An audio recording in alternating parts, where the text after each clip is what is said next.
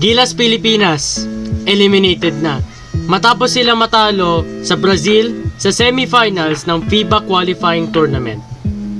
Brazil goes on to defeat Gilas Pilipinas 71-60 in their semifinals matchup, making Brazil move on to the finals to play either Cameroon or Latvia.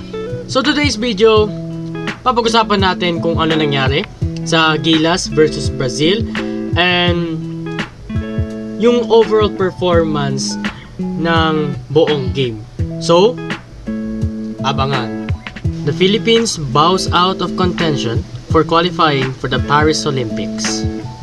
For the Philippines, led by Justin Brownlee with 15 points, Dwight Ramos with 13, and Junmar with 10. On the other side, for Brazil, Bruno Caboclo with 15, Huertas with 13, and Diaz with 10. In the first quarter, the Philippines outscored Brazil by 10 points, with Brazil scoring 12 and the Philippines scoring 22. In the second quarter, bumawi ang Brazil, scoring 15 and the Philippines scoring 11. Sa third quarter, doon nagkatalo.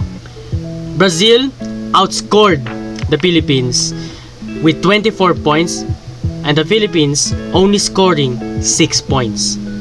In the fourth quarter, Brazil scored 20 and the Philippines scored 21.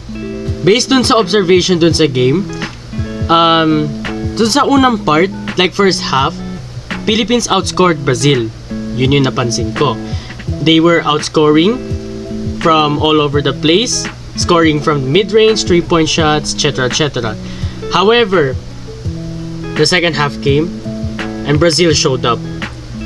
They locked down the Philippines. They didn't allow them to score for about like 6 minutes of the game, only allowing them to score 6 points in the whole third quarter. In the fourth quarter, sinubukang habulin ng Philippines yung lead ng Brazil. I believe it reached to about 15 points. Kaso nakulangan na sila at uminit yung mga players ng Brazil. Brazil really showed great defense to the Philippines, especially to Justin Brownlee. At some point of the quarter, they didn't allow him to score even a single point, making him struggle in places in the court. Not only that, some players like Kai Soto, Kevin Kiambao, Carl Tamayo, Amos, like those kinds of players, they struggled to get into rhythm. Kaya medyo nahihirapan yung Philippines at their side. Either way, congratulations to both teams, Brazil and Philippines, for doing a great job. For the Philippines, you deserve the rest. Good job for the performance, reaching the semifinals of the FIBA qualifying tournament. And Brazil, good luck in the finals, where you'll be facing either Cameroon or Latvia, which are two very good teams offensively and defensively. Once again to the Philippines, we're proud of all of you and bawi sa next tournament. But that's gonna be the end of today's video. Hope you guys enjoy. Make sure to leave your comments and opinions about the game in the comment section down below. That will be very much appreciated. Once again, congratulations to both teams, and waiting na yung Brazil sa either Cameroon or Latvia para paglaban kung sino ang karapat-dapat na pumasok sa Olympics. But that would be all for me for now.